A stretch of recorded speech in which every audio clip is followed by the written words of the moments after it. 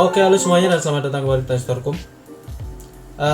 Dan untuk video selanjutnya, yaitu karena sudah membahas keseluruhan sidang sampai sidang kesimpulan, yaitu agenda sidang ke-7, maka ini agenda yang terakhir, yaitu sidang ke-8, yaitu musyawarah majelis dan putusan perkara. Ini sidang ke-8 dan tentunya untuk berapa kali sidang setiap perkara itu tentunya tidak seperti pakem yang saya sampaikan ya, jumlahnya selalu 8 kali atau 9 kali, tidak seperti itu, karena kadang di setiap agenda sidang itu ada kekurangan atau salah satu pihak tidak hadir, pihak penggugat tidak hadir atau pihak tergugat berhalangan hadir. Maka ketika hal tersebut terjadi, setiap persidangan itu bisa ditunda. Jadi tidak selalu setiap persidangan itu 9 kali sidang. Jadi fleksibel, tergantung majelis hakim menentukannya gimana. Ketika pembuktian itu kurang, maka biasanya minta waktu lebih, jadi sidang selanjutnya masih agenda pembuktian. Ketika mediasi belum berhasil, itu biasanya ditambah lagi mediasi, jadi sidang kedua masih agenda mediasi, seperti itu. Dan yang saya sampaikan itu secara idealnya atau secara di aturannya atau formilnya seperti itu. Dan untuk agenda sidang ke-8, yaitu agenda musyawarah majelis dan putusan. Jadi untuk musyawarah majelis itu karena kesemua berkas persidangan itu sudah selesai, mulai dari gugatan, jawaban, replik, duplik, pembuktian hingga kesimpulan sudah selesai, maka majelis hakim akan musyawarah menentukan sikap bagaimana keputusannya.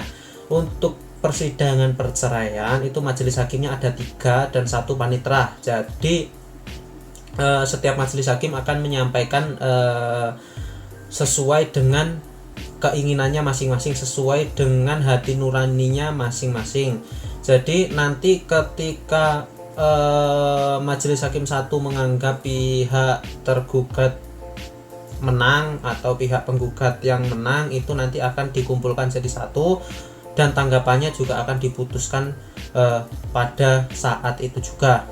Jadi kenapa kok jumlah hakim itu ganjil? Jadi untuk menentukan apabila terjadi beda pendapat, nanti ada perbedaannya atau diambil voting. Jadi 2 menganggap penggugat yang benar, 1 menganggap tergugat yang benar gitu. Jadi kenapa kok diganjilkan majelis hakimnya ketika ada perbedaan pendapat, agar diambil voting, seperti itu tujuannya. Jadi untuk perceraian itu ada 3 majelis hakim, 1 ketua majelis dan 2 hakim anggota.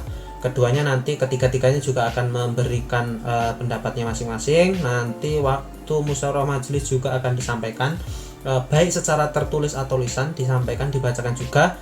Dan biasanya itu nanti juga keputusan finalnya, jadi putusannya di sidang ke-8 ini.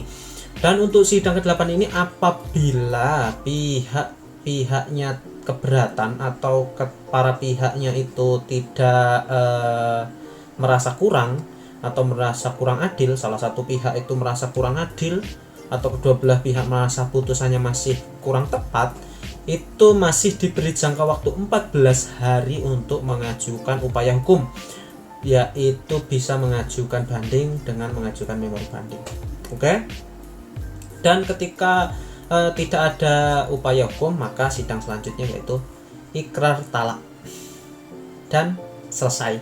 Jadi itu tadi persidangannya. Dan untuk video selanjutnya berarti kita akan membahas mengenai sidang ke-9, yaitu ikrar talak. Dan itu aja seperti biasa, semoga bermanfaat dan terima kasih. Dah.